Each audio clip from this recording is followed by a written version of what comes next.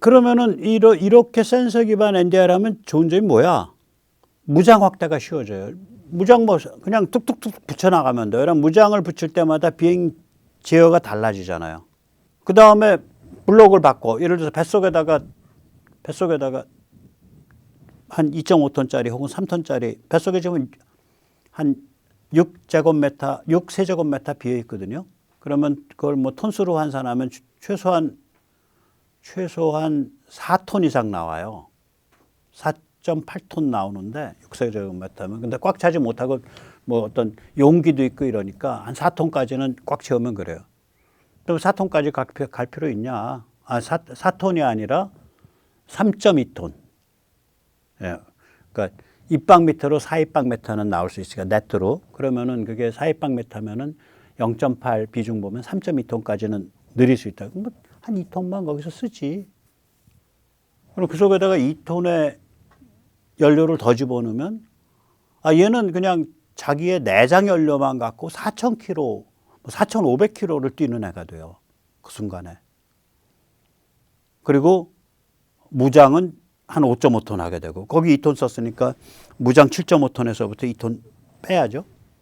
그러니까 그런 게 쉽다고요. 그러면 그런 걸 집어넣게 되면 이제 뭐 무게중심도 달라지고 조정도 달라지는데 그렇게 변주하기가 쉬워져요. 이 센서 기반 NDI가 이렇게 도입돼 있으면. 뿐만이 아니라 이런 종류의 Automatic Flight Control System, AFCS, 자동 비행 조정 어떤 알고리즘 혹은 방식이라는 건 KF-21에 끝나는 게 아니에요. 최고사양 무인 전투기에도 쓰여요. 최고사양 드론에도 쓰여요. 싸구려 드론에도 쓰여요. 헬기에도 쓰여요. 헬기는 조정 방식이 훨씬 복잡하거든요. 헬기는 조정이 훨씬 복잡합니다. 지저분해요. 나쁜 말로 하면. 그러나 기본 원리, 센서를 부착시키고 여러 군데 그 센서 쪽에 지능을 내려주고 분산형 지능으로 만든 걸 네트워크로 연결하고 그리고 대충 시작을 해서 얘들을 자꾸 상호작용을 시키면은 그러면서 가다듬어 나간다. 작동한다 얘들이. 그렇게 되는 거거든요. 이게 센서 기반은. 살벌한 거죠. 그래서 굉장히 큰 자산을 획득한 거예요, 우리가. 그 다음에 이제 또 다른 대성공의 비밀이 있죠. 차별화 핵심 영역이 뭐냐, 이거 고민을 많이 한 거예요. 반도체와 센서로 승부낸다고 본 것 같아요, 제가 보기는. A사 레이더, 이거 반도체와 센서죠. 지금 공대공 했고요. 그러니까 블록1 끝났다 그러는 거죠. 공대지도 지금 막 확장돼가 있을 거라고. 공대지, 공대함. 그러니까 빨리 블록2로 간다는 거죠. 공대지, 공대함도. 그러니까 레이더를 공중에 대고 때릴 때랑 지표에 대고 때릴 때랑 해상에 대고 때릴 때랑 해독하는 방식이 달라질 거 아니에요. 그 다음에 EOTS, 그러니까 현재는 포드 형태죠. 그래서 EOTGP, 그때 P는 포드죠. 포드라는 건 외부에 부착하는 길쭉한 막대, 그걸 포드라 그러죠. O라는 게 옵티칼이잖아. EO라 그러면 무조건 눈으로 보는 거랑 똑같다고 생각하시면 돼. EOTS는 뭐냐? 표적이나 상황을 눈으로 볼 수 있고 표적에 대해서 레이저 광선을 조사할 수 있어요. 레이저 왜 때리는데? 미사일 중에 레이저로 찍어놓은 그 빨갛게 레이저 포인트 따라가서 때리는 미사일들이 있어요. 레이저 미사일 표적 유도죠. 이걸 EOTS가 해주는 거예요. 그 빠르게 움직이는, 고공을 움직이는 그 전투기가. 이게 돼야 블록3가 돼요, 당연히. 지상, 해상 표적을 노리니까. 그 다음에 IRST죠. IRST는 지금 됐다고 봐야죠. 이거는 공중에서 쓰는 거거든요, 주로. 현재는 뾰로지죠. 앞에 이렇게 나와 있는 거. 캐노피 바로 앞에 이렇게 나와 있는 거. 여드름 같이. 이거는 적외선 감시 추적이죠.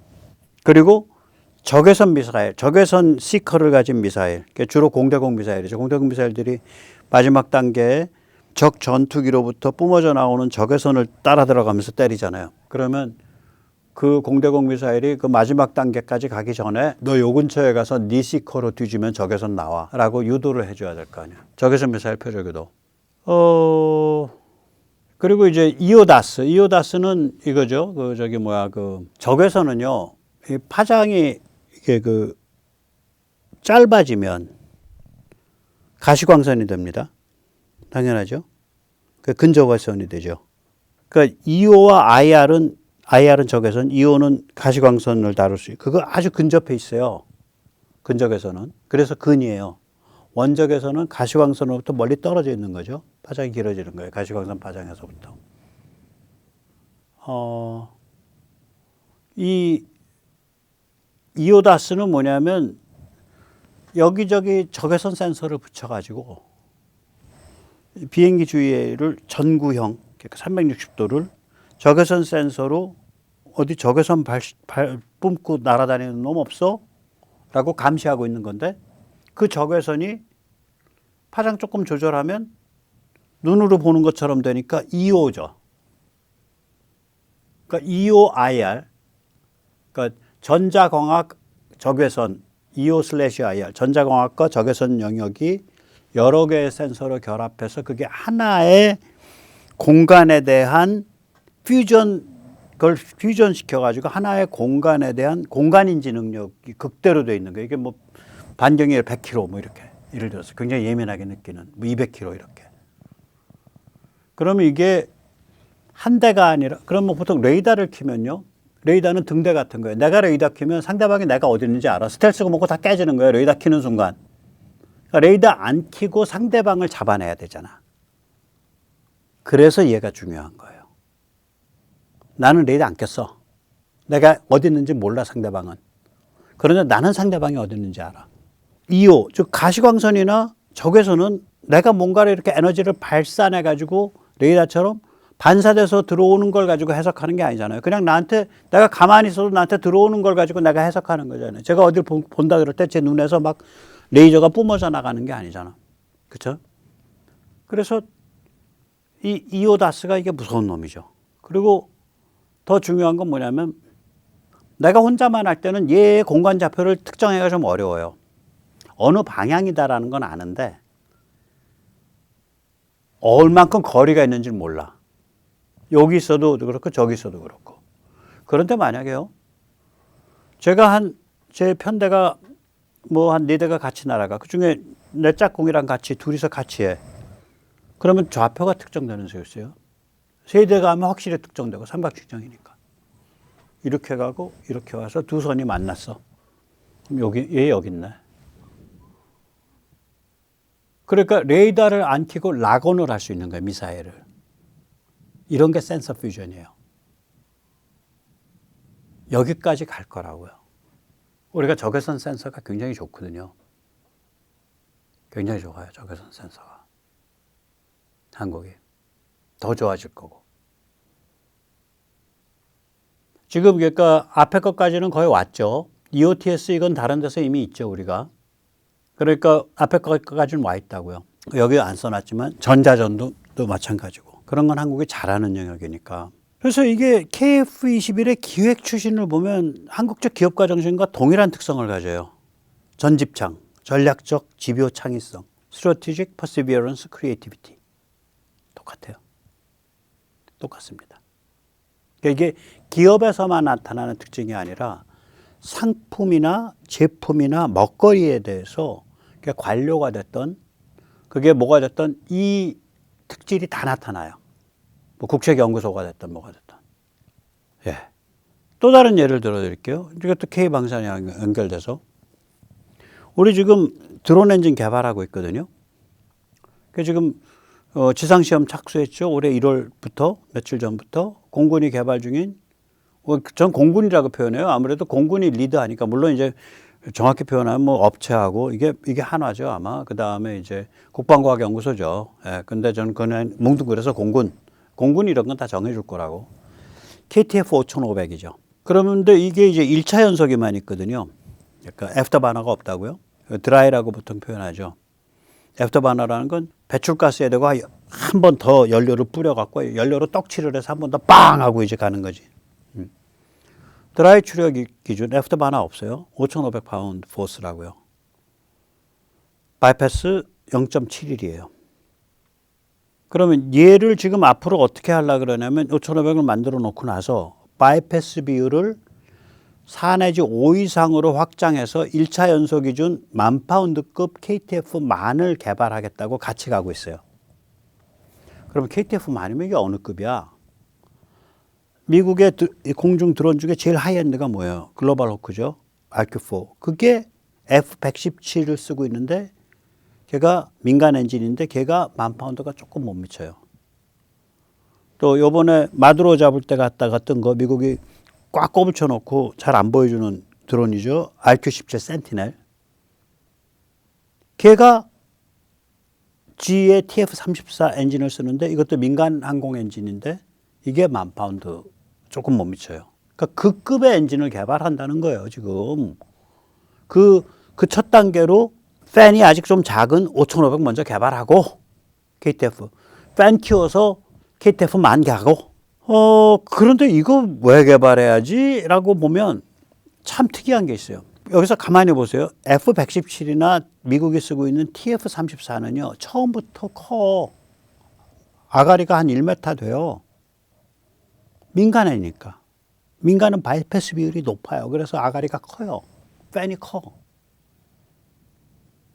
우린 10,000파운드 가도 그렇게까지는 안 커져요. 요만해질 거야. 말하자면. 그게 이만하다면. 아무튼 저 바이패스 비율로 4,000에서 6,000급이 없어. 완전 거의 없어요. 이 급이. 저 바이패스라는 건 바이패스 비율 1 이하로 4,000에서 6,000파운드 포스가 없어요. 우리가 우크라이나 지금 이거 우리 무인 편대기 그거 지금 요새 이제 엔진 채워갖고 지금 실험하고 있거든요. 그 엔진 뭐 채웠냐? 우크라이나 거 채웠어요. 모터스위치사의 AI-222 엔진을 채웠는데, 야, 그럼 뭐 엔진 좀 구하기가 좀 그러니까 우크라이나에서 뭐 하나 좀 허접한 거 갖고 왔나 보다. 뭐 이렇게 생각했었어요, 저도. 근데 뒤져보면 그 급의 엔진이 없어. 바이패스 비율 1짜리가. 바이패스 비율이 작아야 아가리가 좀 작아지잖아요.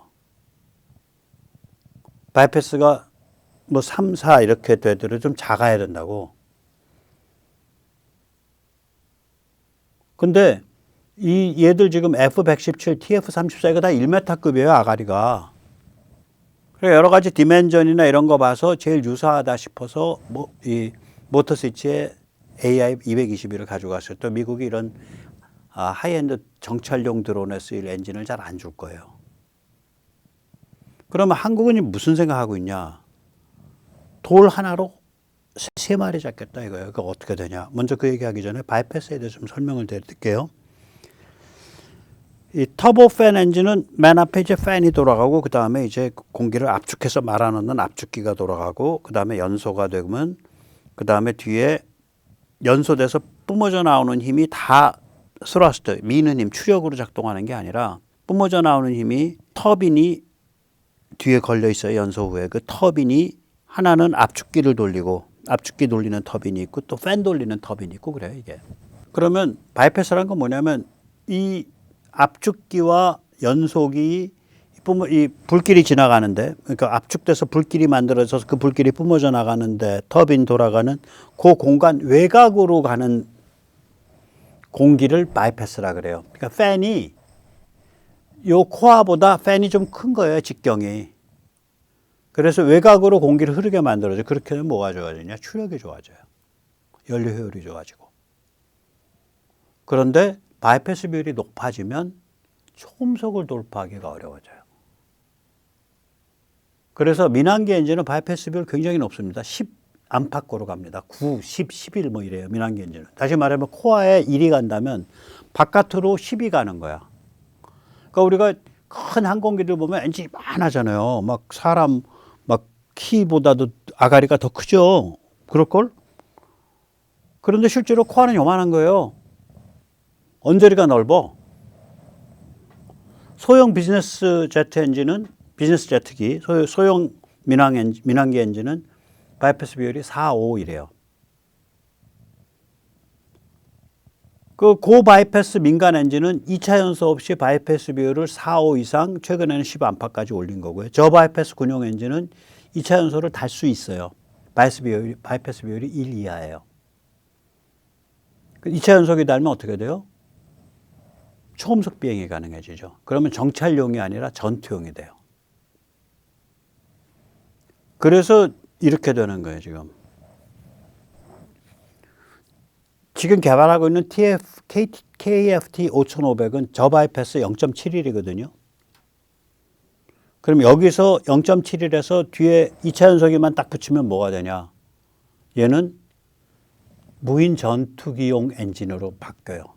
그게 KTF XXX라고 제가 한 거예요. 2차 연소 붙이고 초음속을 갈 수 있어요. 하이엔드 무인 전투기 1세대가 될 수 있어요. 그거 안 다른 상태는 어떻게 되냐? 하이엔드 무인 정찰기 1세대. 근데 무인 정찰기로 가야 된다면은 당연히 아가리 넓혀가지고 바이패스 비율 올리는 게 좋아요. 정찰기는 초음속으로 날 필요가 없으니까. 그게 KTF만이에요. 2차 연소 없는 고바이패스. 팬 키워서 아가리 넓힌 거예요.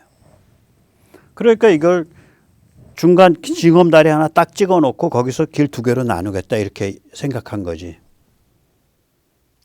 하이엔드 무인 정찰기와 하이엔드 무인 전투기 둘 다 만들 수 있도록 그 가운데 징검다리가 어디냐? 아, 그거 그러면 바이패스 비 0.71 정도로 해. 그렇게 해서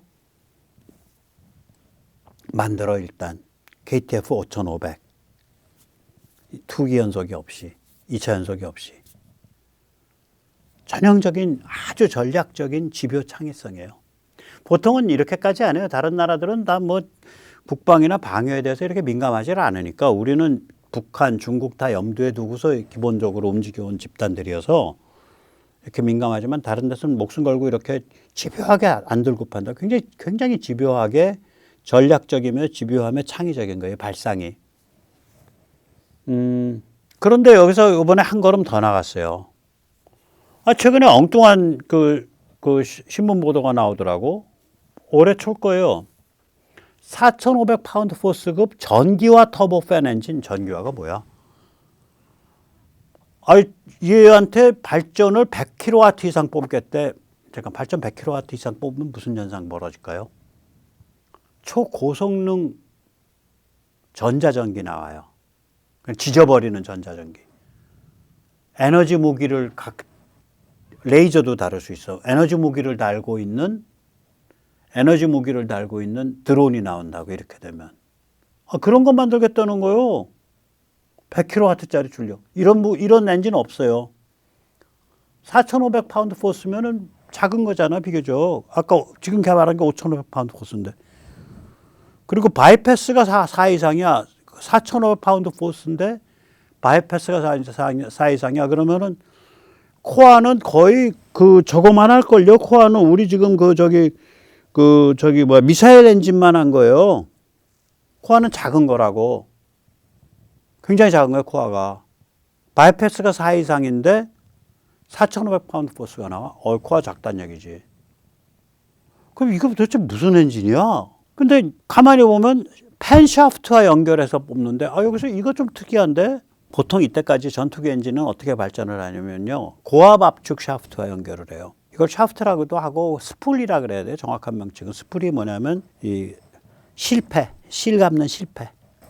가운데 샤프트가 있으면 바깥에서 팽팽팽팽팽 돌잖아요. 이 실패가 세 겹으로 돼 보통 두 겹인데 이 경우에는 이제 세 겹이 돼요. 왜? 팬을 따로 돌려야 되니까. 세 겹짜리를 쓴 거라고. 제가 추정해요, 이거는. 그러면 이렇게 되는 거예요. 연소를 해서 연소된 가스가 밀고 나가면 제일 먼저 부닥치는 게 고압 압축기 구동 터빈이에요. 이 터빈이라는 건 얘가 돌아서 얘가 어떤 회전 동력으로 바꿔주는 애를 터빈이라 그래요. 뿜어져 나오는 유체를 받아가지고 회전 동력으로 바꿔주는 애가 터빈이에요. 예를 들어서 물레방아에서 떨어지는 물을 받아가지고 돌아가는 그 물레방아 빙빙 도는 거, 그 일종의 터빈이에요. 그런 게 터빈이에요. 풍력 발전기에서 날개 달고 빙빙 돌아가는 거, 그런 게 터빈이에요. 그러니까 유체의 흐름을 회전 운동으로 바꿔주는 애를 터빈이라 그래. 그러면 뿜어져 나오는 이 고온의 배출가스를 제일 먼저 딱 받아가지고 그걸 회전 운동으로 바꿔줘서 그 회전 운동 누구한테 전달해? 고압 압축기에 전달해요. 그게 고압 압축기 구동 터빈이야. 만약에 압축기가 두 개라 그런다면, 하나라 그러면 저압 고압 하나밖에 없는 거.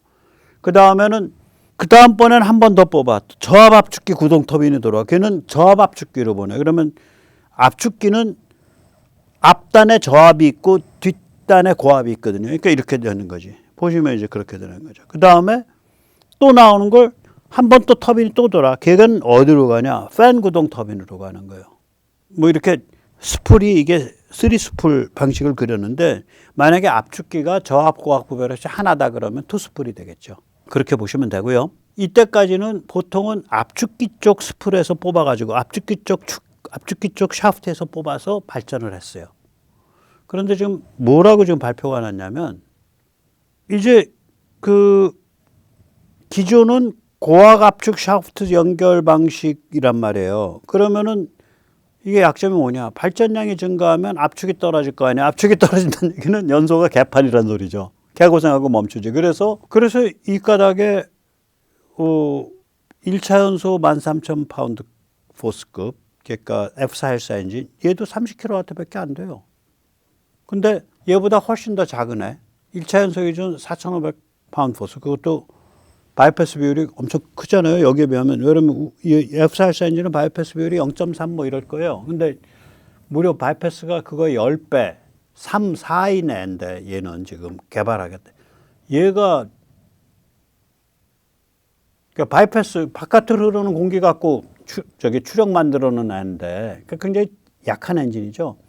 걔가 100kW를 뽑아. 이게 잠깐 뭐지? 좀 생각 좀 해봐야 되잖아. 100kW 뽑을 수 있는 비밀이 어디 있어? 팬 축에 지금까지처럼 고압압축 스풀에서 발전기를 연결하는 게 아니라 팬 축에서 발전기를 연결한다. 감속기 없이. 그래서 100kW 만든다. 이러고 나왔어요. 뭐 말은 일단 좀 되는 것 같아요. 왜 그러냐면 팬 축 회전 속도는 보통 2000에서 5000 rpm입니다.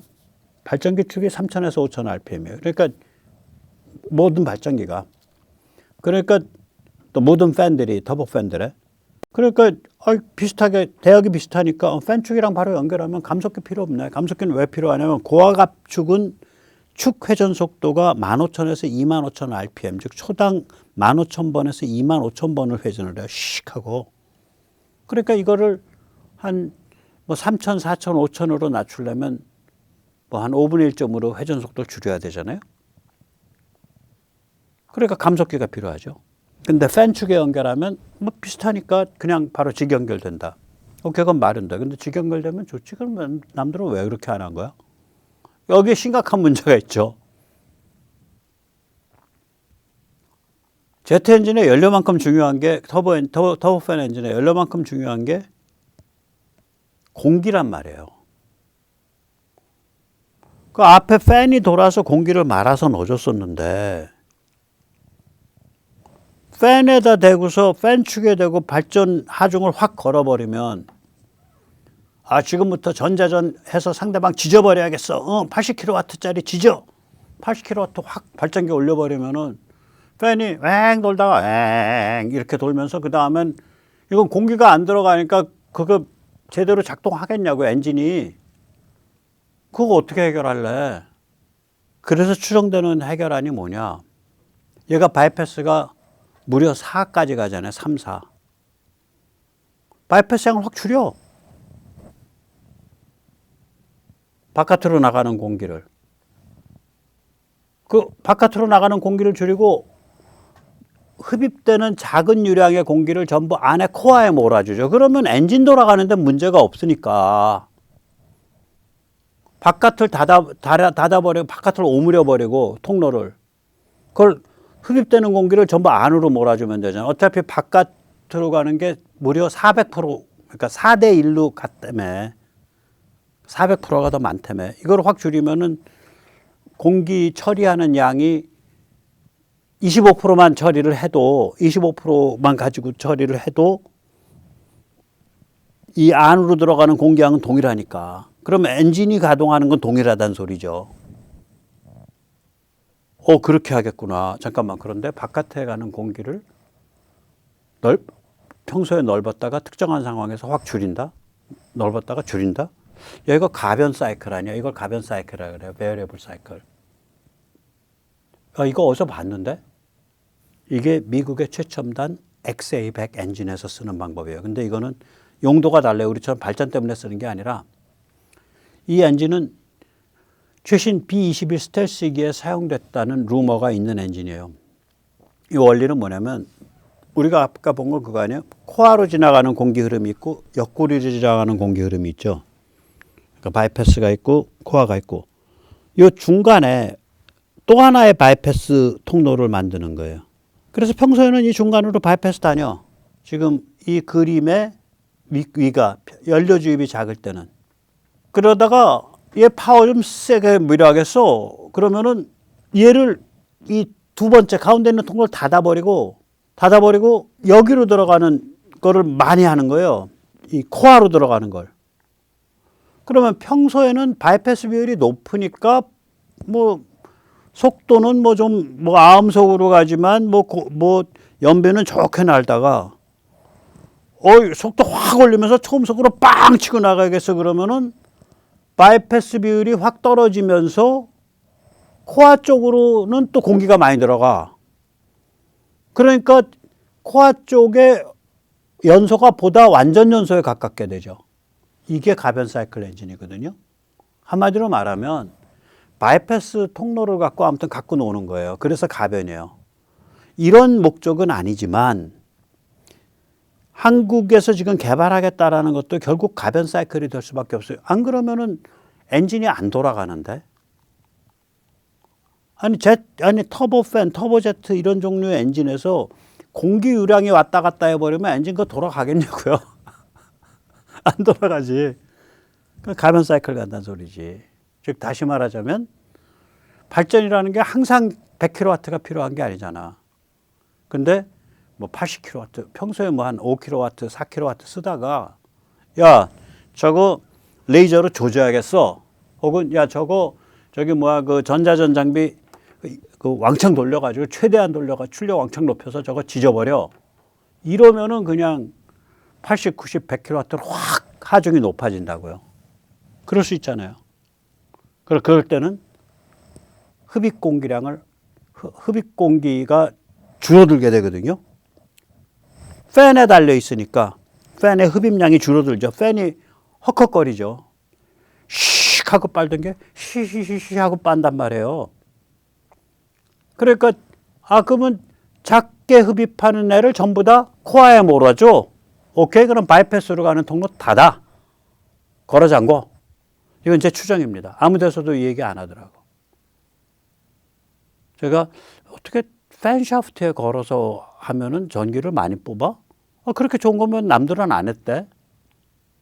그걸 하려면 바이패스 통로를 열고 닫는 노하우가 있어야 되고, 그렇게 해서 그걸 진심으로 그런 식으로 개발하고자 하는 데들은 아직까지 많지 않았다. 예. 저는 그런 결론에 도달하더라고요. 자, 그러면 여기서 보듯이 굉장히 전략적이고 집요하고 창의적인 거예요. 이게 전집창이에요. 예. 그러니까 이게 미래 먹거리, 상품, 제품에 관해서는 그래요. 한류조차 먹거리로 접근했잖아요. 그래서 산업이라고 불렀잖아요. 저는 굉장히 창피했어. 어떻게 문화가 산업이야?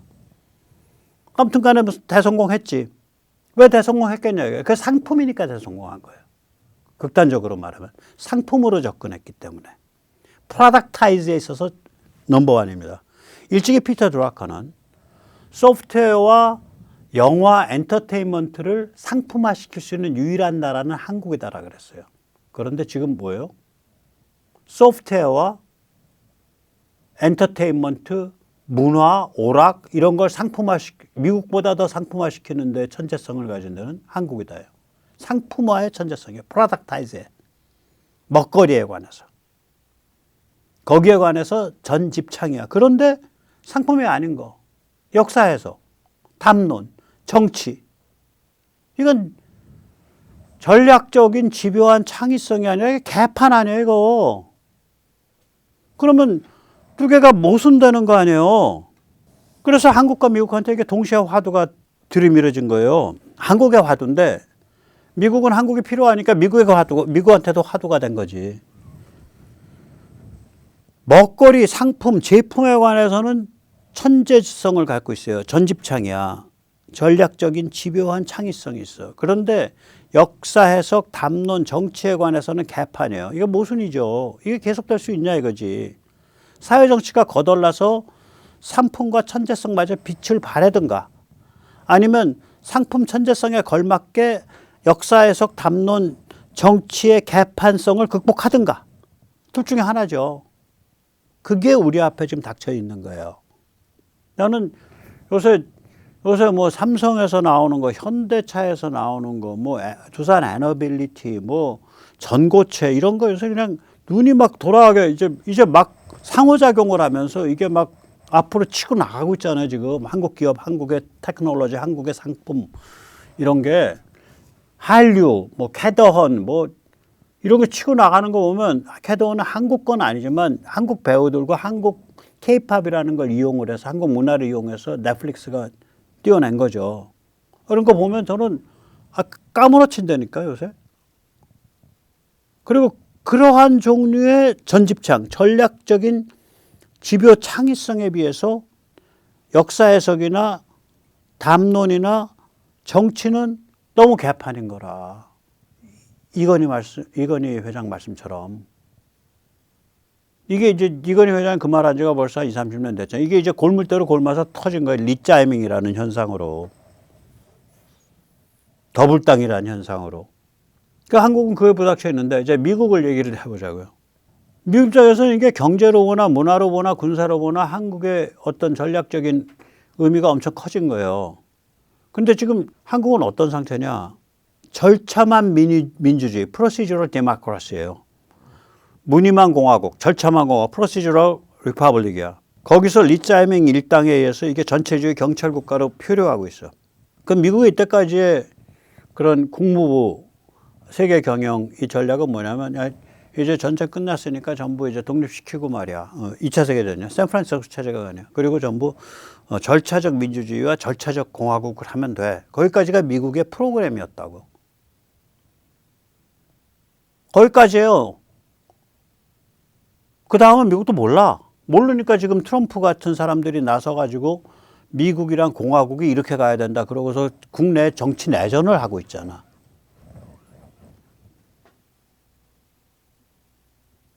그러니까 야 절차만 공화국이고 절차만 민주주의인데 그럼 된 거 아니야? 그냥 뭐 그게 좀 종종으로 가고 있고 좀 위험하긴 하지만 뭐 어떻게 하겠어?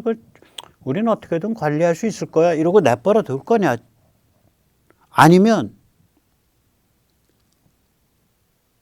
지금 트럼프가 대변하고 있는 도덕적 보수주의 혹은 그런 미국적 공화주의의 바탕을 둬가지고 거기랑 손뼉을 맞출 수 있는 어떤 그런 종류의 움직임이 한국에 있나라고 들여다보고 그건 뭐 미국이 그걸 만들어내 주거나 그걸 크게 도와줄 것도 없어요. 그냥 옆에서 바람잡이라도 좀 해줄 거냐.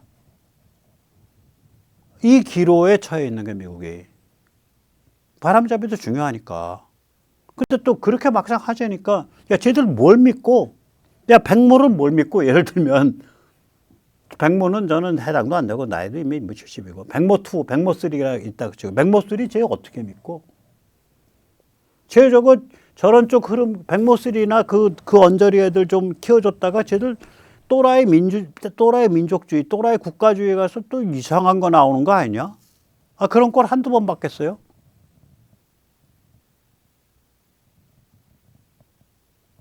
그게 아마 미국이 한국에 대해서 그냥 고민일 거예요. 지금 그렇게 와 있어요, 우리가. 그러니까 세수를 세부대에 담아야지. 저는 그렇게 봐요. 세수라는 건 뭐냐?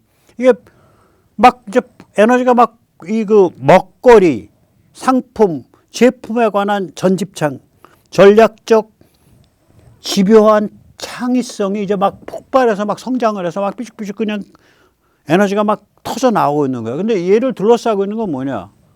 이거는 종중 중국 시다바리 같은 자들에 의한 그 아주 망가져 있는 또 그것을 뚫지 못하고 있는 우리의 무능함에 의해서 아주 망가져 있는 말하자면 이제 그 역사 해석, 담론, 정치란 말이에요. 이 껍데기가 이걸 둘러싸고 이걸 압박하고 있는데 이 껍데기가 터지든지 아니면 껍데기 때문에 안이 시들어 버리든 둘 중에 하나죠. 이제. 둘 중에 하나예요. 저는 이제 그건 우리 문제고 미국 입장에서는 우리가 알던 그런 교과서로는 절차적 공화국하고 절차적 민주주의 했으면 됐어. 근데 그거 가지고 안 되네. 어떻게 쟤들 다시 또 빠꼬라에서 이상하게 표류해서 중국 쪽으로 자꾸 호시탐탐 갈라 그러고 전체주의 경찰국가로 호시탐탐 갈라 그래. 이거 어떻게 해야 되냐 이거. 미국도 그런 문제고. 그런 와중에 또 미국은 작년 10월에 주한미군이 3-2-1 정책을 했단 말이에요. 3-2-1은 뭐냐면 옛날에는 주한미군 중에 가족을 여기로 데리고 올라 그러면 굉장히 좀 그 전문적 케이스가 아니면 못 데리고 와요. 그러니까 정부가 그걸 보조를 안 해주죠.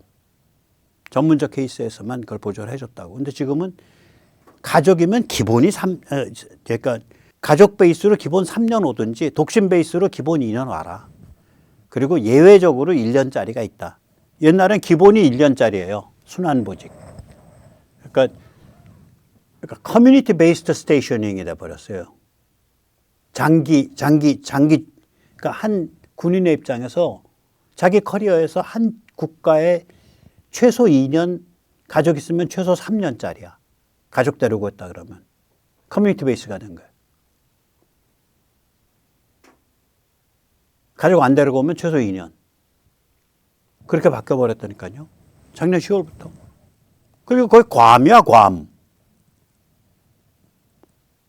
그전에는 1년짜리 그냥 돌아가는 거예요. 그게 기본이고 군데군데 가족 데리고 오는 전문직들이 있는 거고. 장기 전문직들. 1년짜리는 그냥 도는 거고. 그러니까 기본이 로테이셔널 스테이셔닝이거든요. 그전엔. 지금은 기본이 커뮤니티 베이스드 스테이셔닝으로 바뀌었어요. 불과 이제 몇 개월 안 되지. 괌같이 된 거예요. 말하자면. 그게 뭐냐면 스테이크가 한국에 오른 판돈이 더 커진 거지. 그러니까 이게 이렇게 판돈이 커졌기 때문에 무늬만 절차적 민주주의, 절차적 공화국으로 위장해서 전체주의 경찰국가로 표류하는 거를 아마 못 견딜 거예요. 뭐 그렇다 해서 뭐 리짜이밍 무슨 제거 공작을 하거나 그럴 수 있는 체제는 아니야. 또 그 집이.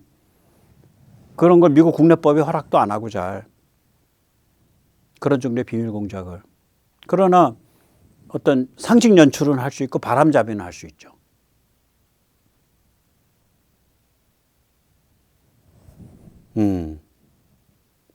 참, 저는 그래서 요새 이렇게 우리 무기, 우리 제품, 우리 기술, 우리 한류가 막 뜨는 걸 보면 뿌듯하고 기쁘지만 좀 전율스럽고 좀 분통 터지기도 하고 그런 마음입니다. 장시간 동안 오늘 여기까지 모시겠습니다. 감사합니다.